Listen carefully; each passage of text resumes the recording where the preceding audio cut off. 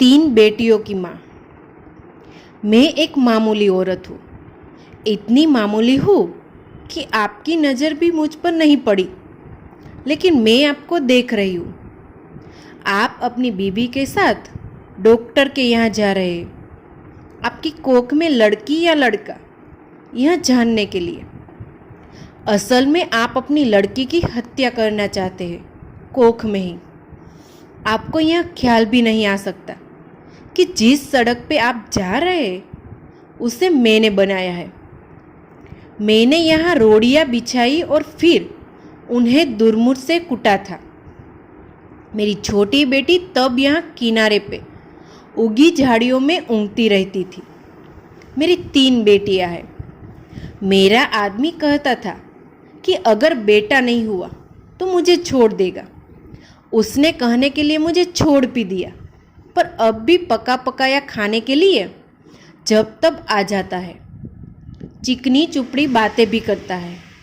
मैं सब समझती हूँ, फिर सोचती हूँ, चलो मेरी बेटियों का बाप है। कमाल है जिन बेटियों से। वह छुट्टी चाहता था, उन्हीं बेटियों के नाम की थाली में उसे परोस देती हूँ। वह समझता है बेटियाँ बोझ है। मेरी तीनों बेटियाँ सावली है।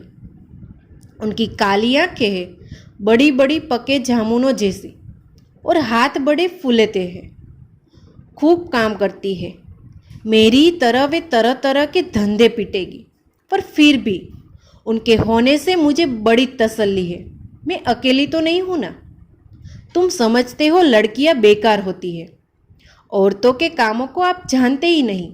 अरे देखो, मैंने सड़क बनाई, धान की रोपाई की, कपास चुना, कपड़े की फैक्ट्री में रीलिंग की, आलू खोदे, तीन तीन बेटियों को जन्म दिया, पाला पोसा।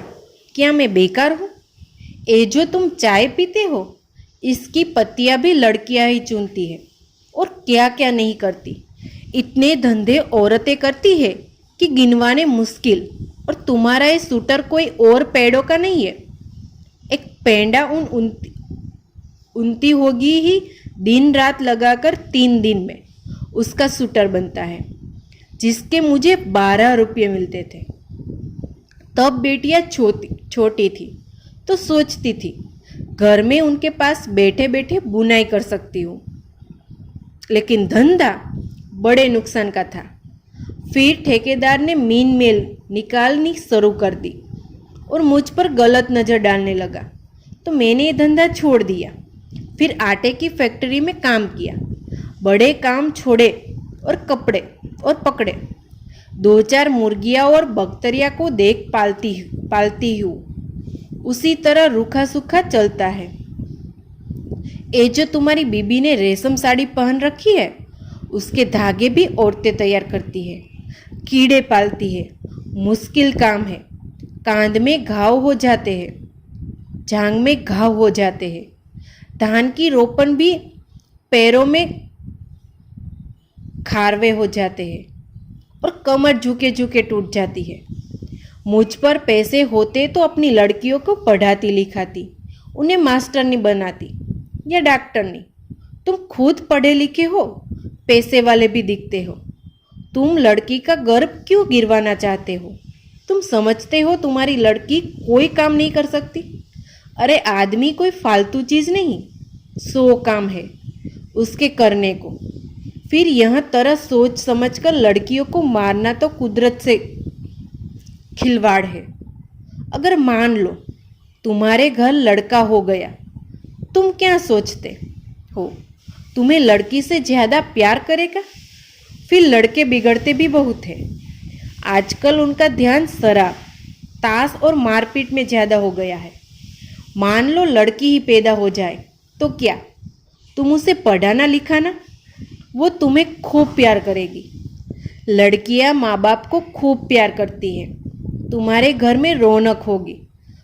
सो अलग से तुम सोचते हो दहेज लेना पड़ेगा, तो तुम उसे खाने कमाने लायक कर देना। दहेज मांगने वाले से शादी मत करना। हो सकता है आप ही ऐसा लड़का मिल जाए जो बिना दहेज के शादी कर ले। अगर न मिले तो क्या, वो कमाएगी, खाएगी और तुम्हारा सहारा बनेगी। हो सकता है वह तुम्हारा नाम रोशन कर दे।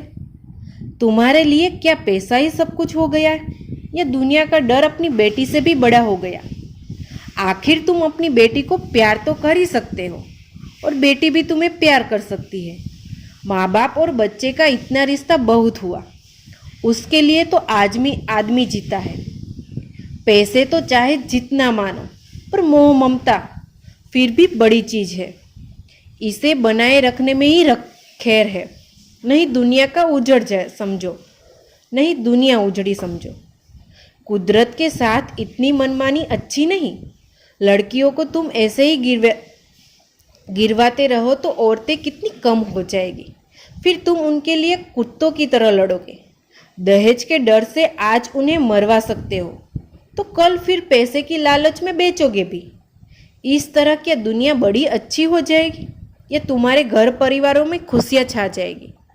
तुम जो रेशमी साड़ी पहनकर कहते इसके साथ चली आई हो, इससे इतना डरती क्यों हो? सोचती हो तुम उसे छोड़ देगे, तुम्हें छोड़ देगा। ये मीच मीची आंखों वाला अगर तुम्हें छोड़ भी दे तो क्या तुम मर जाओगी? मैं तो पढ़ी लिखी भी नहीं थी, मैं तो तानों से नहीं डरी। आदमी ने छोड़ने की धमकी दी तो कह दिया लो छोड़ दे। अब भी मेहनत करके खाती हूँ, तब भी मेहनत कर लूँगी, पर वो क्या मुझे छोड़ पाए? हम औरतें बड़े काम की है, हमें ये कैसे ही थोड़े छोड़ सकते हैं।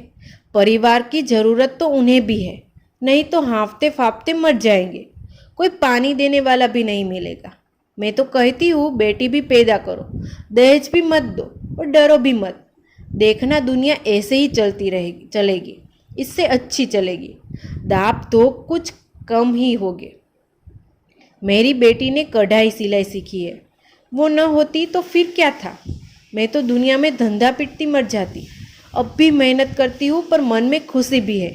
मेरी 3 लड़कियाँ खूब हुनर वाली है, कोयल जैसी आवाज़ है उनकी, सुने थे थकान मिट जाती है। न करे कोई शादी अपनी ज़िंदगी पहाड़ बनाएगा, और जो शादी करेगा वो भगवान होगा। चलती हुई ठेकेदार जाता दिखता है, आंखों से कम झुकने लगा है, आंखों से कम सूझने लगा है। ये जो लिबर्टी सिनेमा है न, उसे गिरना है। मालिक यहाँ पूरी बाजार भर दुकानें बनवाना चाहता है। यहीं मलबाट होने का काम करूँगी। काम तो ठीक है, मैंने बहुत किया है, पर उसके सामने डॉक्टर की दुकान है। यहाँ लड़का लड़की टेस्ट होता है सब। इसे देख के मन में बेचैनी बनी रहती है। घड़ी घड़ी तुम्हारे जैसों की सूरत देखनी पड़ेगी, हत्यारों की। बस कहीं और काम मिला तो ये जगह छोड़ दूंगी। देखूँ कब तक तो यहाँ काम करना पड़ेगा। मैं पढ़ी लिखी होती तो ये सब बातें लिख देती, फिर तो तुम भी मेरा बात किताब में पढ़ लेते।